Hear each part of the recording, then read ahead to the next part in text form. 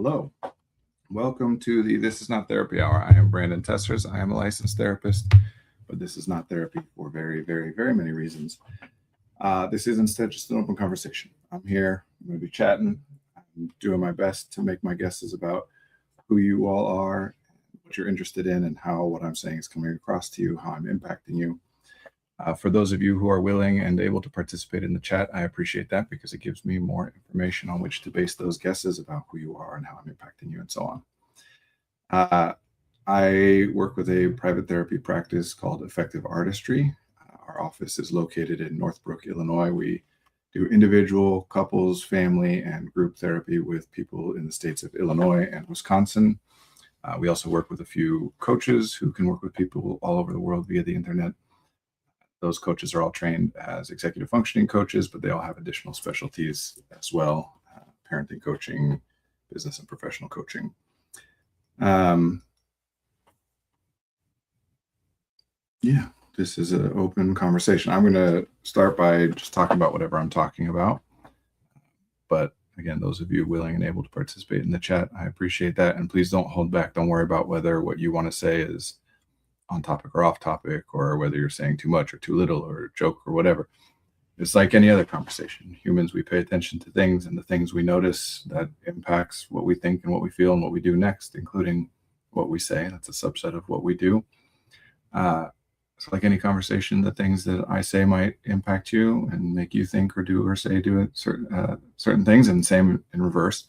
I'll do my best to read out chat comments as they come in, because we stream on 3 different platforms simultaneously. And each of you will only see the comments that come in from the platform that you're on. So if you're on Twitch, you'll only see the Twitch comments. So I try to read them out so that we're all on the same page. I think that's it. I'm doing the stream solo again for the,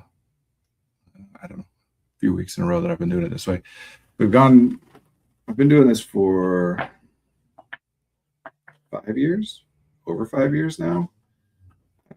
In that entire time, I think I've missed maybe 2 dozen at most streams. They've been, when we first started, I think we did on Wednesday, so we moved around a bit, but I've been doing this a long time, and there have been long stretches where I had someone on the stream with me every week, the same person. There were long stretches where I was just doing it myself. There have been stretches where I had people kind of pop in and out here and there.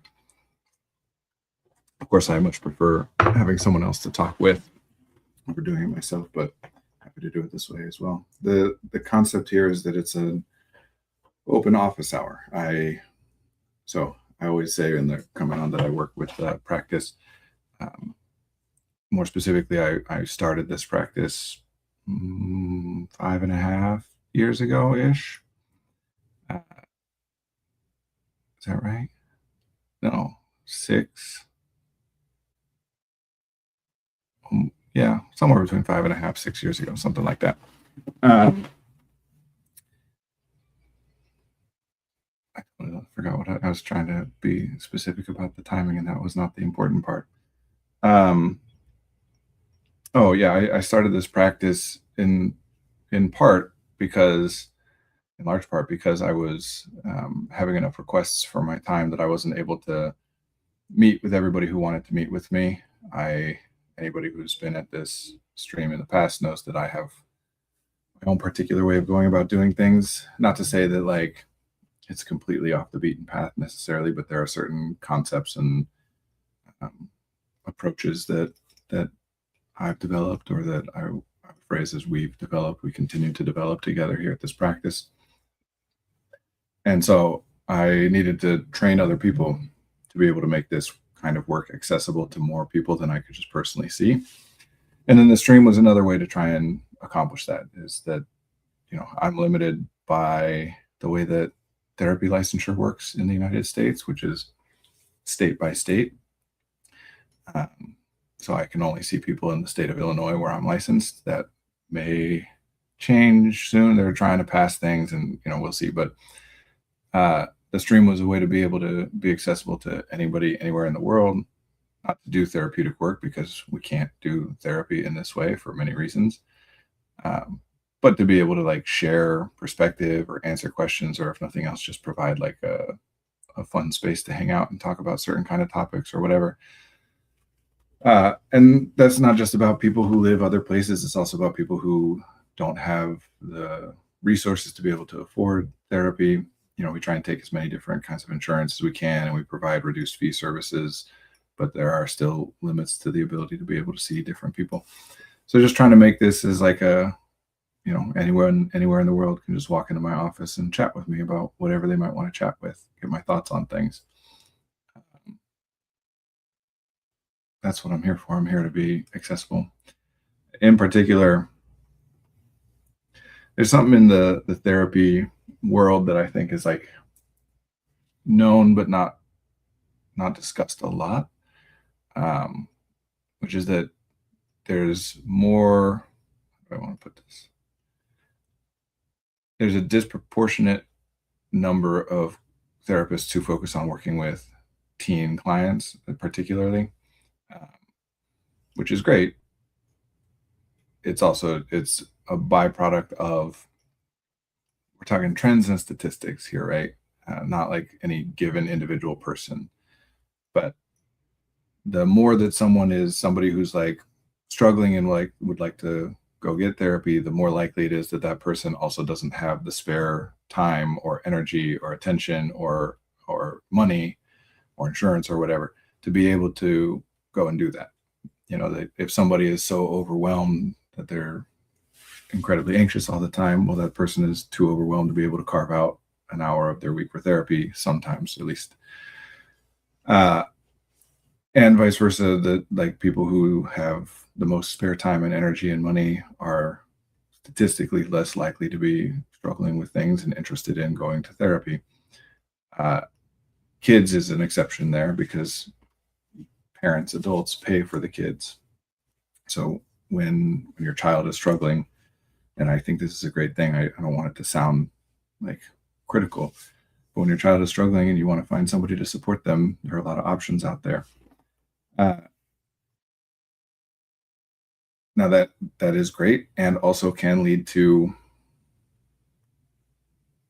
I don't know why I'm hesitant about saying anything in a way that might be perceived as critical, including of some things that I am critical of. So maybe I'll just, there have been industries for decades now that are more or less some version of like your parents with a good amount of money, your child, especially your teenager, is struggling in some way or otherwise behaving in some way differently than what you would want or expect them to, and you're having a hard time addressing that or changing that. Well, pay us and we'll take care of it for you, right? And again, I work with teens, all the therapists here work with teens. I'm not saying that nobody should work with teens, but it led to industries that at least sometimes have been accused of being exploitative, or the wilderness therapy and residential therapy programs. Again, not to say that all of those things are terrible, but many of them are not the most effective. Look, I don't have personal experience of having been at either wilderness programs or any of these kinds of things. Kind of like how people used to do military school, similar kind of like ship your misbehaving child off to us. Again, is that every parent that's sending their child off to one of these programs? No, of course not. There are many loving and attentive and caring parents who are doing that. And even parents who are shipping off to like a boarding school or some disciplinary, certainly in the direction of being controlling and abusive, the programs, if not outright being able to be accurately labeled as such. Even many of those parents are caring and loving and attentive and are just doing what they understand to be best, even if it doesn't actually work out that way. But there's always, you'll never go broke scaring parents about their children and then selling them a solution to the fear. So much so that it's just like a joke in sitcoms and stuff, news, oftentimes in like absurd sitcoms and comedic movies, the news will be like, is your teen potentially murdering people? Tune in at 10 to find out, or whatever, right? So a lot of really good people doing really good work, and a lot of really great help happening for a lot of people. Also, some people at least are, even some people who are doing good work, are still focused more on what the parents are interested in. It's a tricky line to walk, because if a parent is bringing their child in for therapy and the parent decides that they don't want to continue to do that, the child doesn't have much recourse to be able to continue to access that therapist. So if you're working with a kid and trying to help them, part of that is making sure that you're keeping the parents on board with the process. And it is like there's a lot of lines, and people draw their lines at different places. So one of the things that I have always done, and we do at Effective Artistry, is that we do full confidentiality for children from the parents. There are certain things that we're legally obligated to provide, like, access to billing information, how timing and length and types of sessions. We are legally required that if parents ask for notes, they are allowed to access those notes. We have a process for that.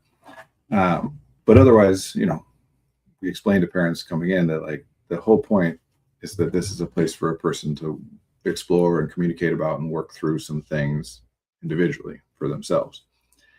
If I'm reporting back to a parent, then even if they like me, and even if I'm doing a good job, and even if you are also loving and attentive and caring, it still modifies the way that a person is thinking, right? Now, even if you're not conscious of it, although often you will be, some part of you is determining, like, okay, whatever I say might get passed along to my parents. So a big part of the reason that I started this stream was for teens in particular, that there are kids out there that would be interested in getting therapeutic support that don't have recourses. They can't talk to their parents about it, or don't have the support of their parents, or just don't have the flexibility or the resources to be able to do it. And on top of that, there are plenty of times that parents have been interested in, hello, Best Insider. Parents have been interested in their children, one of their children, seeing me, and I want to make sure to provide a very low barrier to entry opportunity for those people to come and see me. That's part of why we made sure to stream on Twitch from the beginning, so that if your mom and dad are saying, hey, we found this guy that we think might be a good fit for you, we want to set up a consult for you to meet with him. Some people are comfortable with that, and that's great. Some people are like, and then it's nice to be able to have this place where you can come and see me talk and get a sense, at least a little bit, of what I'm about and what I'm like. I was very much not going to get therapy when I couldn't go myself. I do this with clients sometimes, especially artists. We talk about, like, creating a clear image for yourself of who it is that you're trying to impact, and how it's not necessarily about a specific individual, like, real person that exists, but that person you're trying to impact. I think about, like, a 15-year-old queer kid in the middle of some rural area with conservative parents and friends and family around, and who feels as though they can't talk to anybody about what they're going through. Being able to have, like, a space where they can come and see other people and hear other people, being supportive, being open. So anyway, I don't know why I particularly started talking about why I do the stream, but that's the point. It's just to be here, to be an open space for people to be able to show up and have whatever. There's only so much of me, and I can't see every specific single individual who wants to see me. I can cover some of that by training other people and supporting and supervising other people who work with those. And some of it I can cover by being here and available. If it meant involving my parents, it wasn't going to happen. Once I could drive and had independent finances, I thought about it. Yeah,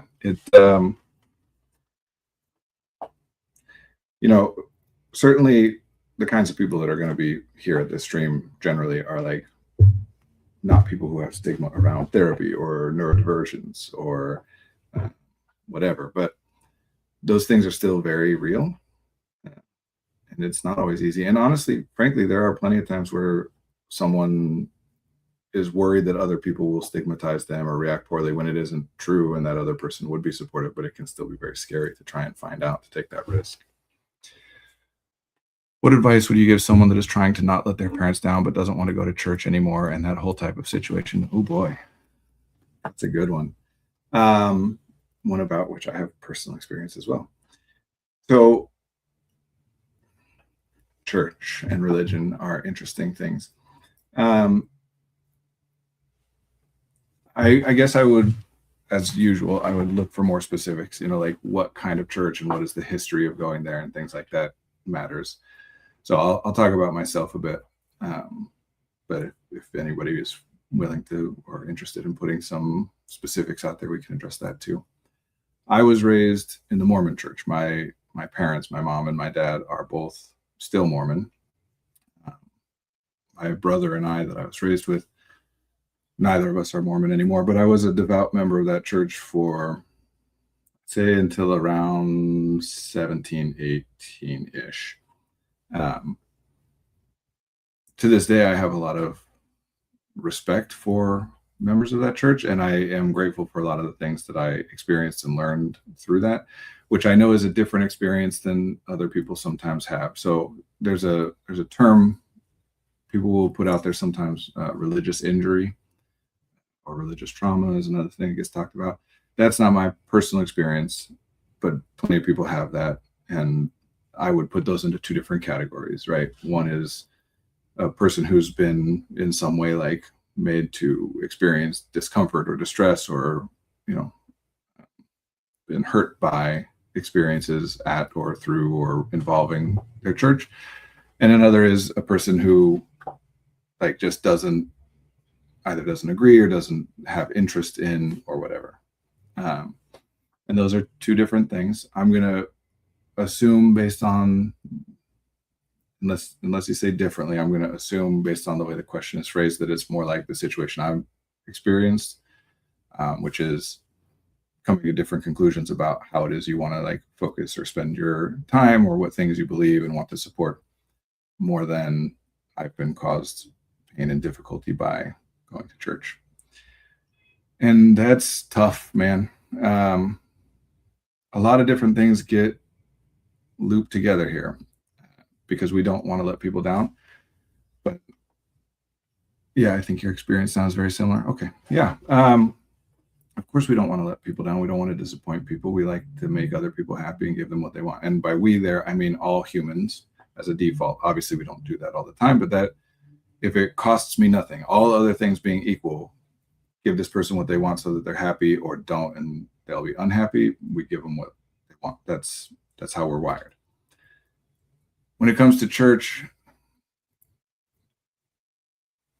in large part because of, so again, it depends on the church, the religion, but commonly, especially in the United States, there's a lot of focus on afterlife, heaven, hell, or whatever, different versions of that.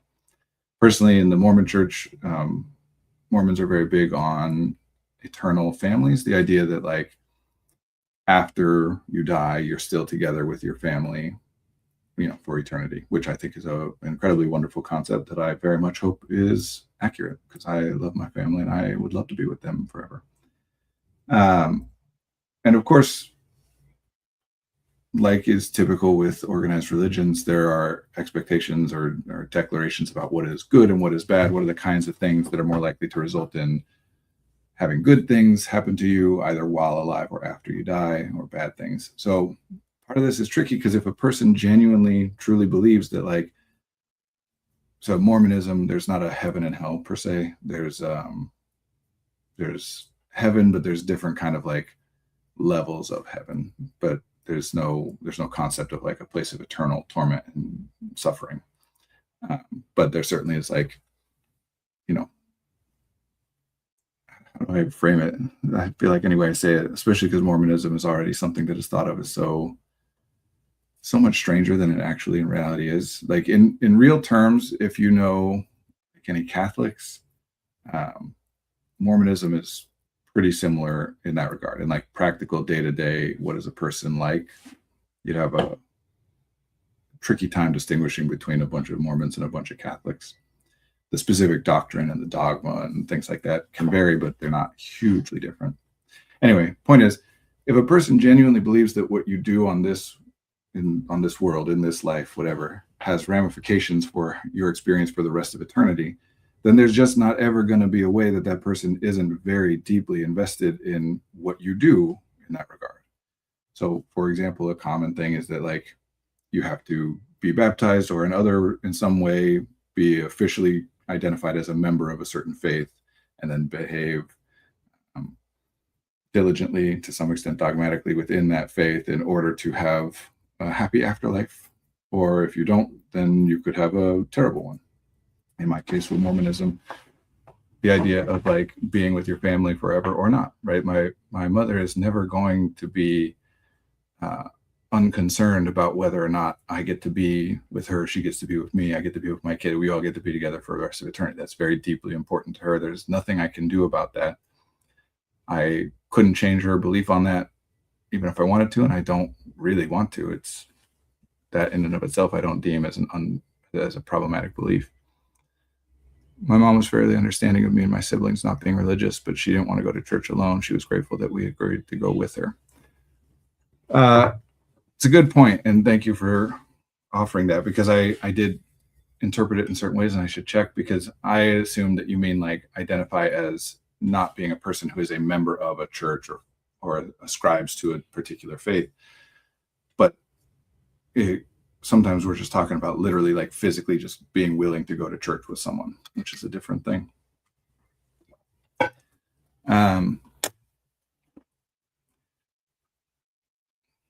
I think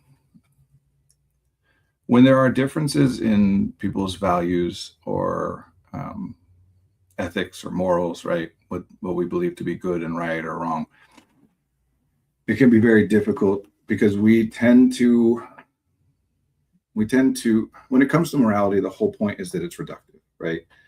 Like, obviously, any given situation, people would say, for example, no one would argue with the idea that like it's bad to kill somebody, whether that's religious or not. Yeah, I mean, like, no longer believe, which is something they feel like will impact me and my own family negatively in the next life. Yeah, that's very, very much my experience.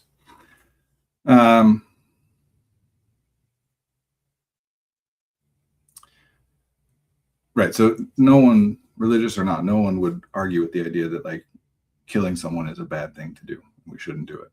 But then everyone, religious or not, would also say in certain circumstances it is either acceptable or understandable at least, or even, the appropriate response that one should do. So in reality, everything has nuance. The whole point of morality, what that even is trying to reduce that nuance into some kind of like overarching, easily comprehensible pattern of things, set of guidelines or rules by which to know this is the right thing to do, this is the wrong thing to do. So we tend to, again, religious or not, we tend to be very kind of dogmatic and I don't want to say extreme, but reductionist, I guess, when it comes to this kind of thing. So, for example, you'll see things like here's what I would consider a completely secular version of this, where we'll talk about like, here is this person or this corporation who is doing or supporting things that I think are bad and I disagree with. Now, if I purchase something from that corporation or that benefits that artist or whatever, does that mean that I have now done something wrong by supporting a person who supports these things? I'm not saying there's an easy answer to that question. I'm just pointing out that these conversations get tricky.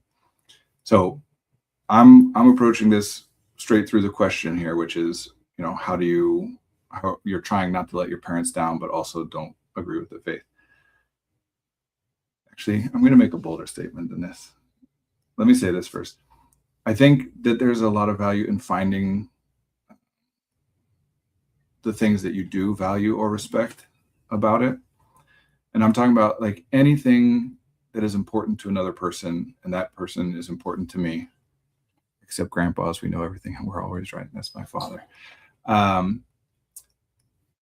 Anything that is very important to a person, if you or anyone else is disparaging of that thing, it is difficult for that person.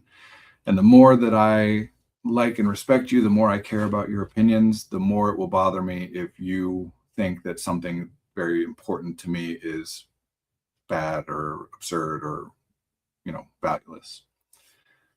especially when it comes to parent-child relationships, because there's kind of an additional piece of investment. Like I've done so much for you, and it feels like the more that something is important to you, the more, in kind of therapy terms, we talk about that as like you being a part of your identity, right? It's one thing to be someone who likes to swim. It's another thing to be a swimmer.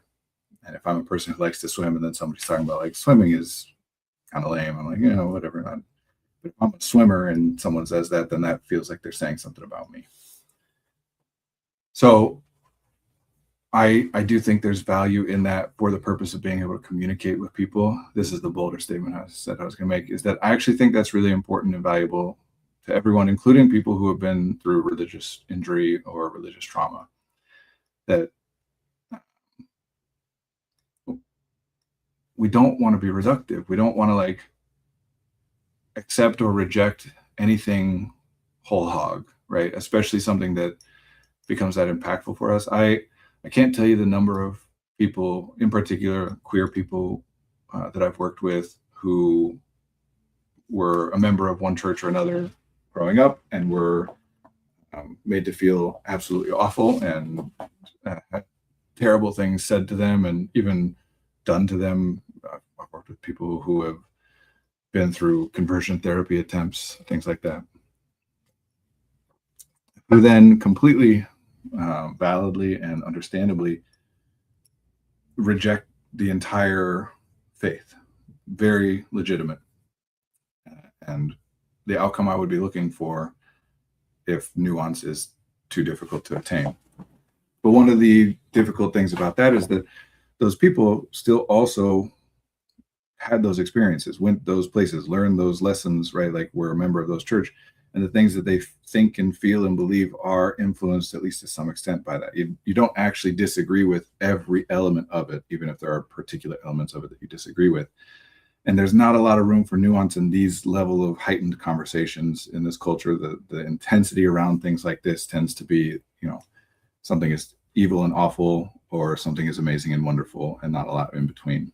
And that can put people in a really bind when they're identifying problems with something that is influential on them, to then have to feel as though they need to choose either it's all great or it all sucks on both sides. Because some people then have to go the route, or feel as though they have to go the route of like, no, it's perfect and I can defend everything and there's no problems, which is not great.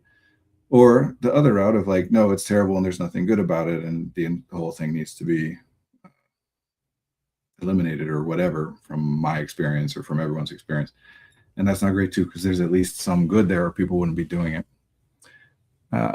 Actually, parents by their nature need to be more grown up. We know that I've struggled with that concept. I'm grateful that I can allow my grown sons to teach me, or at least give me the opportunity to learn. I like that. That's nice. I feel like the scary part is saying I don't agree with it anymore. Like I don't want to worry them, and I don't want them to be sad. I don't want them to think I don't appreciate the upbringing I had and the time they spent trying to teach me and help me be a good person and all that. But it just doesn't feel honest to act like I believe in it when I don't, and feel happier not participating. It's the person who asked the question, G31. And then Coach Fritz, I think there's also value in being clear on allegiances. I think I hear what you're saying there, Coach Fritz, and I think there is value in, I would frame it slightly differently. I think there's value in being a member of a community and having clear stances on which communities you consider yourself to be a member of, and organizing principles in those communities. Allegiances just starts to get into like the idea of opposition or adversarial relationships between factions that I don't think has to be there. So I think there's a middle ground opportunity to help others learn, not to question their beliefs, but to ask if they are truly aligned with their belief. At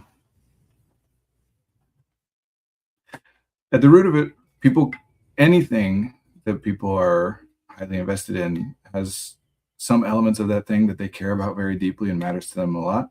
And then some elements of it that they don't care about or even know about at all, right? Like no member of any religion, I shouldn't say no, but very few people who are a member of any religion actually know all the specific details of like the doctrine and the dogma of that faith, especially a lot of the older, the ones that have been around longer time. It's just way too much for a person to know. So it's helpful to look at what parts people identify with and find that common ground. I'll say this. So Mormonism, I guess I should clarify because people don't always know this. Mormonism is a Christian faith. they believe in Jesus Christ and as the Savior.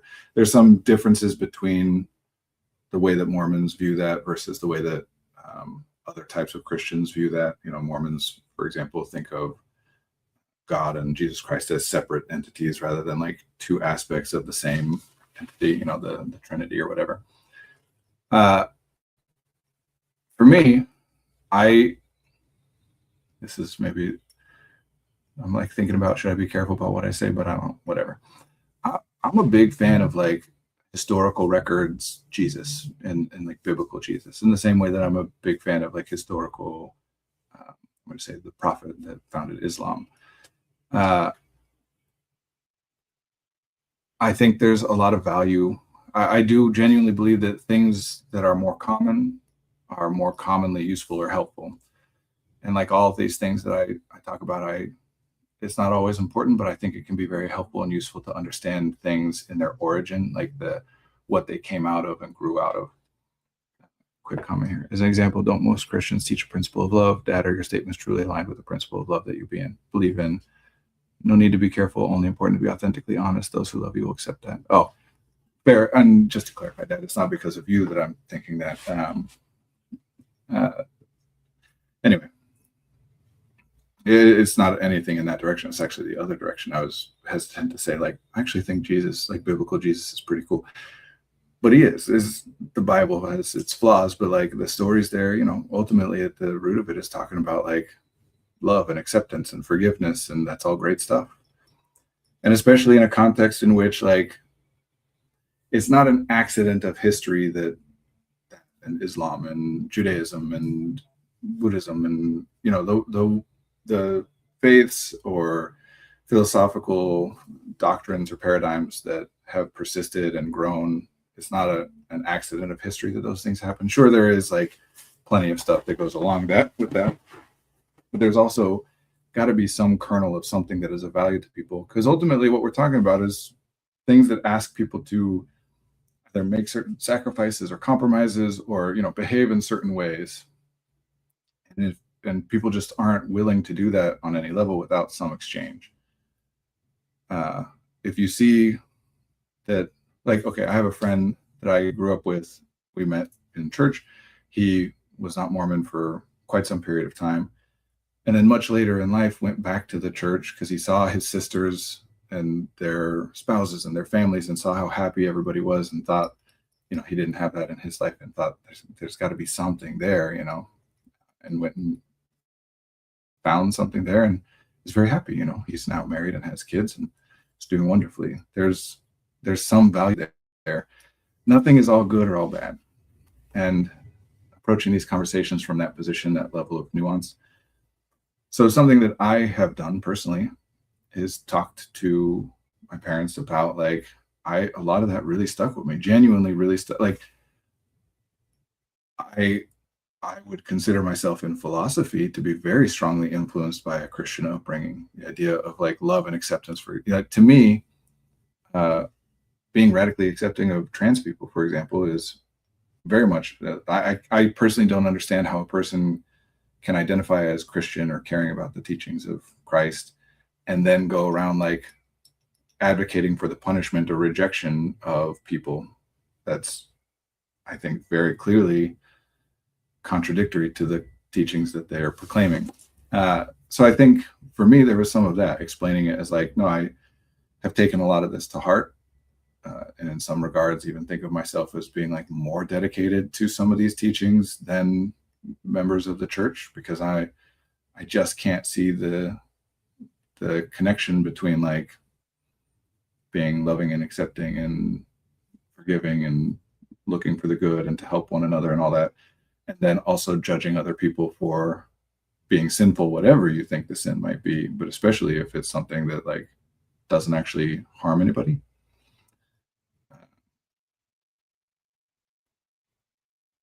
So again, I want to be clear that I'm trying to address the question of like how to have this conversation, navigate this process without letting your parents down as much as possible. I don't want the things I'm saying to be taken as like advice generically about religion or faith or how to approach these things, but finding that place of gratitude and acceptance and approval and support of like the things that you do appreciate that you got and or were taught or were given, and then extrapolating, because those things, if I teach somebody something, X is good and Y is bad as a child, and 40 years later as an adult they still believe X is good and Y is bad, then yeah, that belief has shaped a lot of who they are in the intervening time, right? It's not like, even if, like, I myself have this experience of feeling as though I've come to conclusions on my own that I then realize, like, oh wait, that's the same as what I was taught in a way, right? If you believed something your whole life, that's influenced you, right? So if you come to these new conclusions of like, I don't support all of this, or I don't think it's the right way to be spending my resources or whatever, then those conclusions are built on top of the elements of it that you agree with and still hew to, right? Oh, biblical Jesus is honestly pretty cool.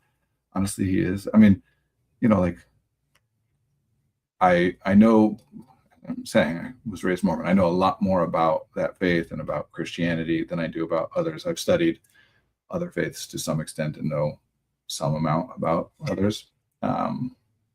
Don't want to speak too out of turn, but I'll say that generally it seems like when you look at like the founding, I'm going to call it mythologies, but I don't mean that to say like some of these things, there are very clear historical records to suggest that it's factual and then narrative applied to it or whatever.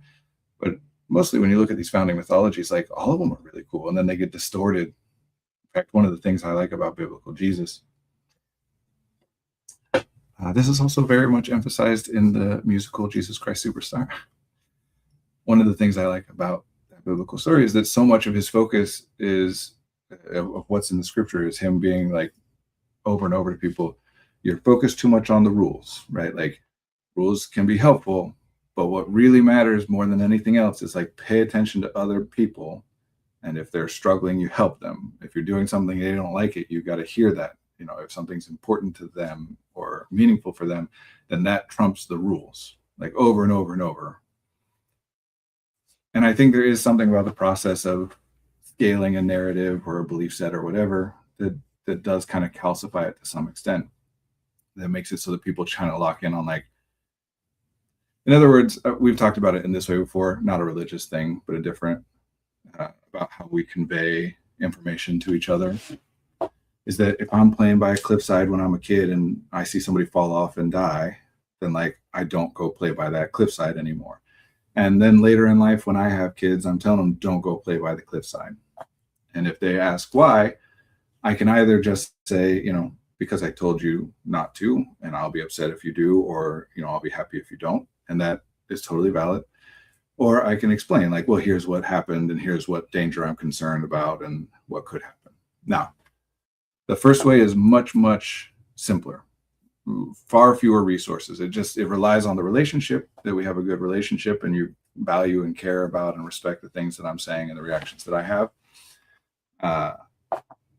But if we have that, then I can use that for almost anything, right? I can say, do this or don't do that without having to get into the details. The other way is much more difficult, much more resource intensive, and requires not only that I spend more of my resources explaining it all, it also requires that I had the experience at some point of learning it myself, right? What if it wasn't me playing there when somebody fell and died? What if it was my grandparent and they learned and they taught my parents who taught me? And so all I know is we don't go play by the cliffside. And when you're asking why, that's all I know, right? So what that means is the vast majority of what we learn from one another, we learn in that second way, where it's like, I believe this because I invest credibility into the person who shared it with me. Not the first way of like, I have done a deep dive exploration into it myself. That's for everybody. The vast majority of what we know and believe, we get that second way. Just by definition has to be that. So as things continue to scale, as they're passed down through time and across, like things get simplified. To me, that's directly relevant to religion and morality in general. That, like, for example, a common thing in these conversations is stuff around sex, like premarital sex, extramarital sex, having sex before marriage. Especially in the United States, I'm sure this is true elsewhere, but that's the culture I know the best. That there can be a lot of focus on don't have sex outside of the specific parameters of marriage, whatever the community or culture has identified as like an official bonded pair. And I can absolutely understand how, especially early in human history, that was some pretty important rules. When you lived in a group of 50 to 200 people and that was everybody you knew, and there wasn't like other cities to just move to, it wasn't even a city, like I can very much understand how having clarity about whose relationships are defined with whom as what, and what things do people do or owe to others, not just in terms of sex, but in terms of like well-being, right? Like if somebody is ill or injured, who is it that is identified as the person who is dedicated to having to care for that person no matter what, etc. Now, do I think that that still holds true exactly the same way now when we live in the world that we live in? No, I don't think so. I do think there are still things worth being aware of or taking into consideration about having sex outside of the bonds of marriage or whatever, including things like STDs and pregnancy and whatever. And also, I would say including things like, man, I'm just getting into depth, including things like I understand that not everyone experiences things in the same way, or that especially people will be very vocal about experiencing things differently, but that there are like emotional and relational entanglements that come along with that, generally speaking. It is a very vulnerable act. I think that's what we mean by intimacy, is being like in a position in which there's mutual vulnerability, like you very much have your guard down and can be hurt both physically in that moment, but also that translates to like feelings for us. It's like how I feel about astrology. It would be fun and interesting for me to learn about historically, but it becomes not fun when too many people around me really believe in it and make life decisions that impact me based on it. Yeah, well, I think a lot of this has to do with like the way that we modern people like to justify everything that we or others do through like, I'm going to say psychoanalysis, exploring like the reasoning behind why someone does something. And that is a huge part of it, especially when someone is saying, I'm doing this because it's what I've been taught is good or right or wrong, or because the church this or that, right? And of course, we're going to be like, well, then that's a problem because what you're doing sucks. I think everyone has values. Whether you think you do or don't, that's just a semantic conversation about what exactly you mean by values. Everybody has some set of ideas that persist from, over time, one day to the next, that can change. They're not completely unchangeable, but that, persist until and unless changed. That I would say right now, I believe X. And if you had asked me at any day of my life over the past 30 years, I would have said the same thing. And that's important, I think, not important as in like we should all try to do that. Important as in like it is foundational, fundamental to what it is to be a thinking human. We have our value systems.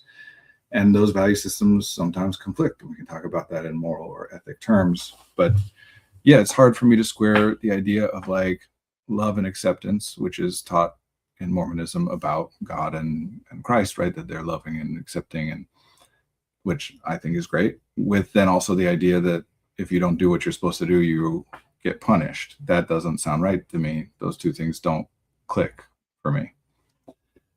So there's some element of that. And I guess what I'm trying to say in answer to the first question is, I think what most people would do is they tend to start by focusing on what issues they have, right? I need to justify, I'm not a member of this church anymore. They are going to be upset or disappointed by that. So I need to explain to them why that is. And that logically leads to me saying like, well, this is the thing about being a member of that church that I don't like, or this is the thing about that church that I don't like. And that all makes sense, but it isn't likely to get you what you're looking for in that interaction. I don't want to tear it down. Right.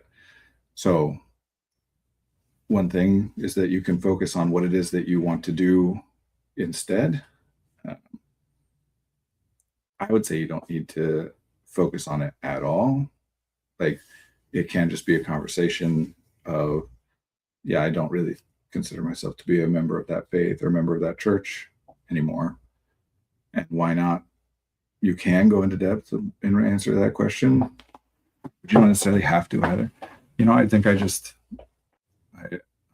my own sets of priorities that are very much influenced by that, but like I want to pay attention to and focus on the things that I think are most important without having to be specific about what it is about the church that I dislike necessarily.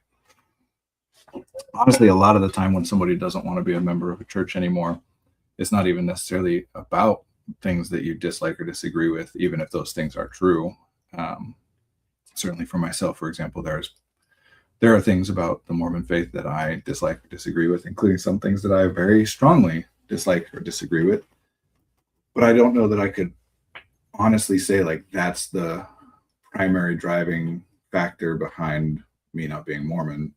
I think if I'm being fully honest, it's just I had other things that I was more focused on and thought were more important than what the church was saying to focus on. Like I never wanted to go on a Mormon mission, for example, which if you don't know what that is, don't worry about it. Not worth taking the time right now to get into. Right, like it's never been a question for me as it is for genuinely, I think, pretty much everybody. Of course, I want to help people. Everybody wants to help people. We have different ideas about what to do and how to do that. And when we're talking about being a good person, that's ultimately all we're talking about, right? Whatever the ontology or whatever, like whatever doctrine, whatever you use to try to derive, like this is what a good person is. At the root of it is eventually some version of like doing the things that a good person does is beneficial to others as well as beneficial to that person themselves. I think that's fundamentally human. It literally is like how we survive as a species. So that's not a question. It's just a question of like what things. And I genuinely believe, right, like it to a person who thinks, well, the best way to help someone is to proselyte, to go and to share the gospel that you believe and to help teach other people about what is true. That's going to obviously be something that they're very focused on trying to do in order to help other people. To another person, that if they believe that the best way to help other people is to like improve their access to food and water, then you're going to focus your efforts in that direction. It's a difference in priorities, not an ultimate aim. And yeah, artists ultimately at the end of the day, like they're trying to do things that will help people, even if they wouldn't identify it that way, right? And certainly there's plenty of decisions we make where it's about doing things that I believe will benefit some people, even if it is at the expense of hurting other people, maybe benefiting more and hurting a few, or benefiting people that I care about or agree with more while hurting it. It's complicated, but I think if you're in the position of not wanting to let your parents down, then obviously you have some measure of care and respect and love for them.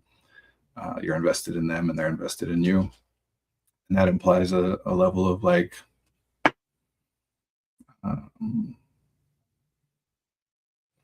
that there's reasons for that, right? Like you're not a fool.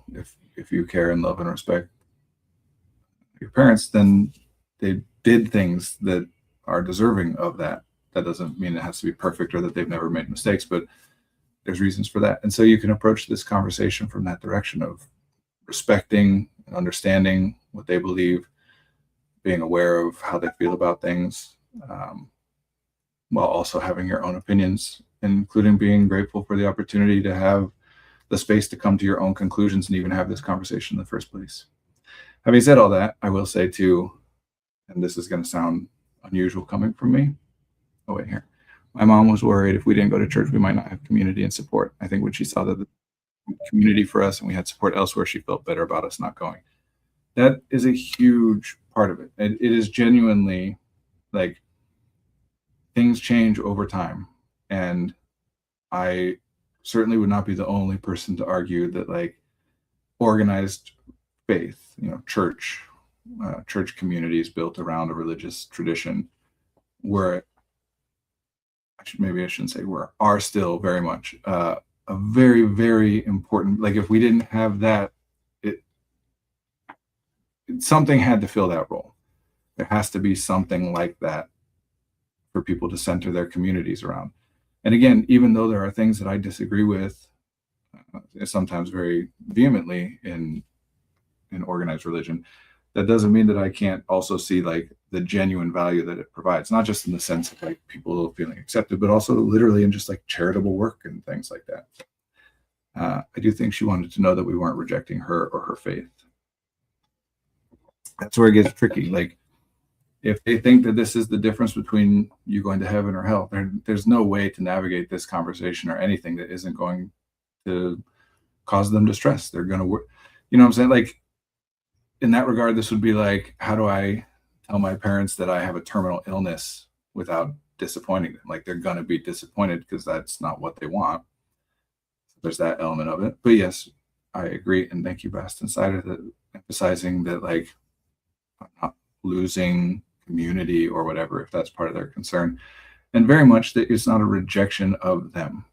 That if they identify as, because as I've said and demonstrated in the way I'm speaking and being hesitant at times in this conversation, conversations around religion are very charged and they very much tend to be all or nothing. And so I am not a member of this church. People are going to hear that and likely conclude like I am opposed to this church, because there's not a lot of people there's plenty of people experiencing the in-between. In fact, I would say almost everyone, but that's not really a part of the discourse. That's not generally how we talk about it. We tend to talk about it as either it's the best thing ever or it's the worst thing ever. Oh yeah, the biggest supporter of the community of people experiencing homelessness in my community is a local church group. Yeah, I mean, great stuff. Also, as is true of like anyone who exerts control and, you know, is abusive or whatever, you give people a lot of value first. And it's not to say that that's by design or intentional, that like, I'm going to help you a lot so that later I can control or abuse you. It's just that anybody who's trying to like control you or abuse you, you're not around for that. You're not up for that. But one of the things that can happen that leads to that is if someone provides so much support and value and help, and then control or abuse starts to manifest, then you can be stuck. So I'm trying to clarify, because I think people often interpret that as like premeditated or deliberate process. And it's not usually. Usually the control and the thing, even the things that we're identifying as, maybe I shouldn't say usually.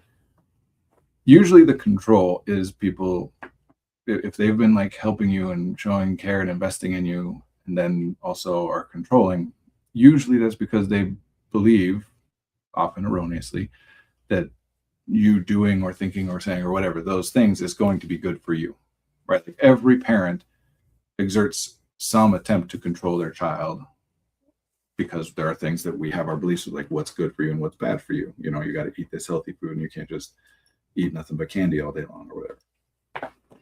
Where it gets into abuse, I mean, that we don't have time to get into. I shouldn't say this as in like it doesn't matter. I mean, like what exactly you define as the line between can vary depending on what types of abuse you're talking about, whatever. But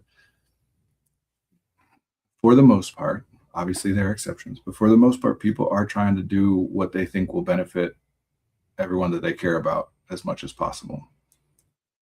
There are plenty of times where people have been given unhelpful or even very harmful ideas about that influences what they do. What were you going to say that was going to be coming with you? Oh yeah, thank you for reminding. What were you going to say that was going to be weird coming from you? Was you don't have to talk about this.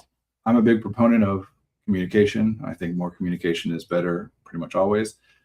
But obviously there are times and places where you don't really have a viable option to not have this conversation with your parents. But I also don't want you to think, or anyone to think, that there's some kind of like moral obligation to have this conversation.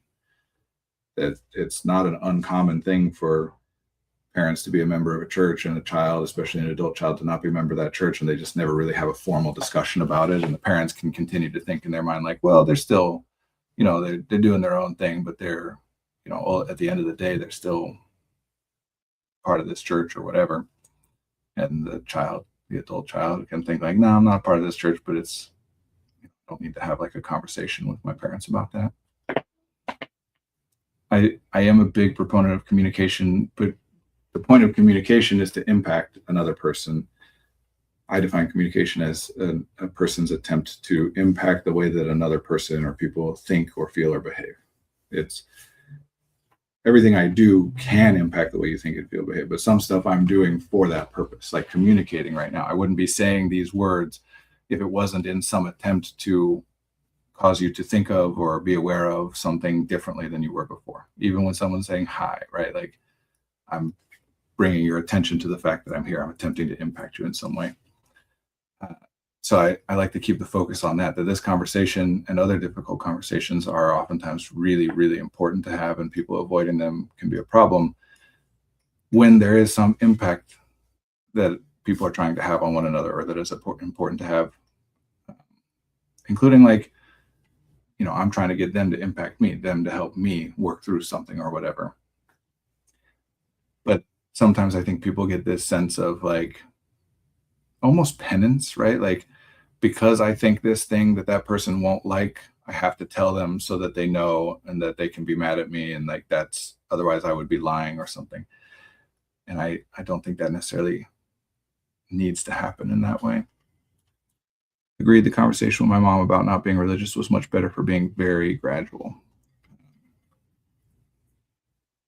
Yeah, I think certainly the more gradual it is and the more that it comes up organically, as in like, here's a thing that happens and you ask a question about, oh, I didn't know you, in my case, right? Like Mormons don't drink. And so if I drank alcohol, which I drank alcohol when I was 22 for the first time, that opens up a bit of a conversation about it. The more that it's organic and like dealt with piece by piece, the less likely it is to be heightened to that point of like complete acceptance or complete rejection. That's fair. I do think if I approached it explicitly 10 years ago, I think it would have gone much worse. I think just sort of letting them see things are changing over time, that they're able to come to terms with it without having a huge blow up. Yeah. Especially because so much of this is, especially with parents, where there's a good relationship and you care about what they think. So much of this is coming from a place of genuine care and concern, even if we were to say that it is misguided and, I might, but others would say that it isn't, right? But even if it is misguided, it's still coming from a place of care and concern. So much of this is stuff that like, it's like any other fear. If I am afraid that if X happens, then something terrible will happen. And every time that X happens and no terrible thing happens, my fear reduces a little bit. It's not like one time will take it away completely, but like I personally have no interest in going skydiving, for example, even though I intellectually am aware that it's a very safe thing to do. The whole point of it is that you're standing up there and it's like terrifying to you. Your body has a reaction to like being that high up and whatever. Well, after you do it once, the second time is probably not as scary. And after you do it twice, and the people who do it, regularly as their job or whatever, are probably not afraid of it at all anymore. So some of this is that, right? That so much of what they're concerned about isn't just about the afterlife, but about this one, right? That here's a true statement that I don't think anyone would argue with, that if a person gets very involved in drugs, depending on the context, that can lead to very real and devastating harm for that person, right? People can overdose and die, for example. Obviously, this is a thing that can happen that if you never touch drugs, can't. Now, the idea that drugs are bad and you should never do them is very reductive and lumps a lot of things in together, that there's more nuance and whatever than that. But it does prevent, if you think that doing any drugs are bad and you do no drugs, you'll never overdose and you'll never spend all of your money and go heavily into debt purchasing more drugs and so on. So we teach that, right? Drugs are bad, don't do them. It's a lot easier than being like, well, listen, drugs, prescription medicine is also drugs, and even that, like, some of it is beneficial, but it can cause problems. Like, that's a hard conversation to have with 12-year-olds or whatever. It's a hard conversation to have with anybody. So we teach the simple version, and so that's what we learn, and parents learn that, and then they hear their child is doing drugs, and it's like, oh no, this is terrible. Even not through the lens of sin and the afterlife, just through the lens of like, this is not going to go well for them, And so as they see that happen and things are still going well for you and you're doing okay, over time that gets less and less and less. Ultimately, what they care about, if I'm understanding, reading between the lines accurately, is that you are happy and successful, that you live a life that you enjoy, that they would want for you, right? And whether it's religious faith or any other version of a person sharing values, teachings, philosophy, they're doing that from a place of like, this is my understanding of how to live in such a way that you will have all the things that you want and I want for you. Typically, that a big part of that is like, I have lived according to these ideas and principles and it's worked out really well for me. We're generally not in good faith sharing with someone we care about, like, you should do this when it's advice that I have lived by myself and it made me miserable. Although it's not uncommon for that to be the case, but it's been identified for me that it's not that thing that made me miserable, but rather my failure to do it well enough. Whatever. If you have a good relationship with them and they like you and they like what they see you doing, and like, then ultimately, like, the conversation about whether you're a member of the faith that's why over time it's becoming more and more about, my friend loves talking about his taking his daily meth, parentheses, ADHD medication. Hey, same, Bast Cider. Yeah. I love it when people are like, oh, putting chemicals in your body. It's like, water is also a chemical. Like, everything you put in your body is a chemical. That is not a disqualifying factor. There's complexity to this.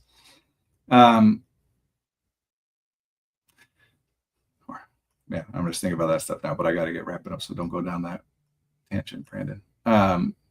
Yeah, the longer this goes, the more that the conversation, H2O in my body, overdosing on, having too much H2O kills a lot of people.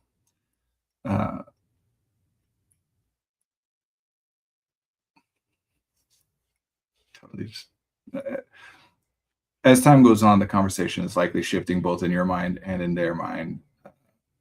Is shifting more and more towards those more esoteric or abstract ideas about the afterlife, because the reality of it, like, I'm 41 now, and I mean, my mom is visiting my family right now. She's with me and my wife and our 3 kids, and we have a wonderful family and lovely relationship and a great time, and she's a part of that, and she knows and sees all that.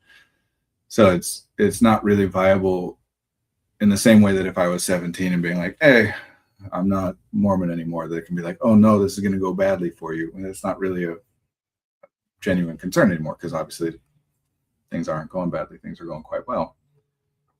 So it shifts more and more into that abstract, like, fine. And it might even go well for you this whole life, but what about the next one? And yeah, you can't try to convince them that it isn't what they think that it is. That's going to be likely lead to an adversarial conversation at best.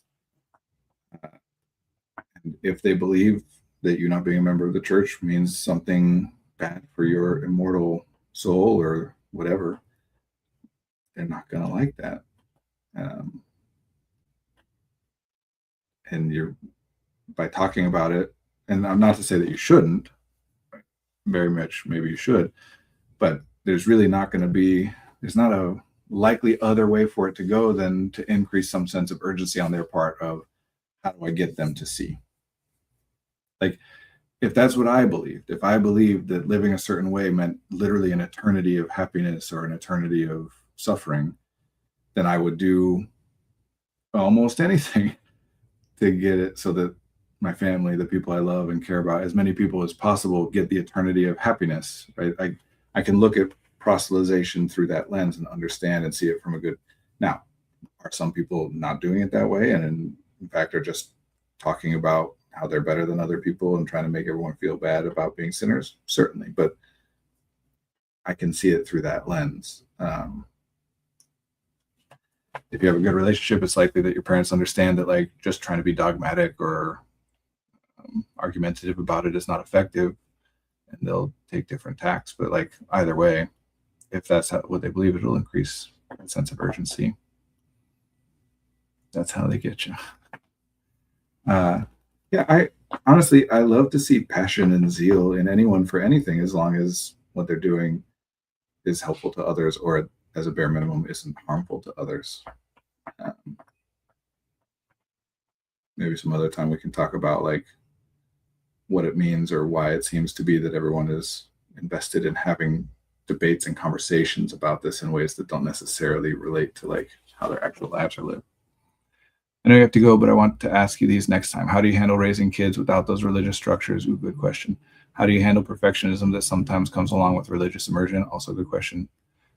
Best Insider, hanging hell over your head and telling them if you believe you're fine and if you don't, hellfire, or at least purgatory forever. Yes, please bring those questions back. I would love to talk about those things. Yeah, I want to talk about them now. I'll say this, at least, that you can look up the term scrupulosity, which is a term that sometimes people will now talk about, like religious OCD, and scrupulosity is a term that's a little older that sometimes refers to that, but sometimes refers to like things adjacent to that.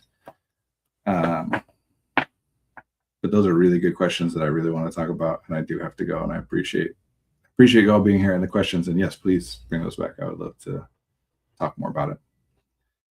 There's a lot there. I genuinely at times miss, like, or at least there are times on a Sunday where I think, like, man, my growing up was centered around, like, we go to church on Sunday. That was like the organizing event of the day. And there are times where I'm having a Sunday and we're like, what do we do? And, it's like, if we had the structure of going to church every week, maybe that would be easier. Anyway, I'd love to talk more about it. Thanks for the stream. Yeah, thank you. Thank you all for being here. Thank you for the conversation. This was wonderful. I really genuinely enjoy talking with you all. I appreciate you being here and engaging with me. I will be back same time next week, Monday, 1 to 2 p.m. Central Time. Be well. Thank you.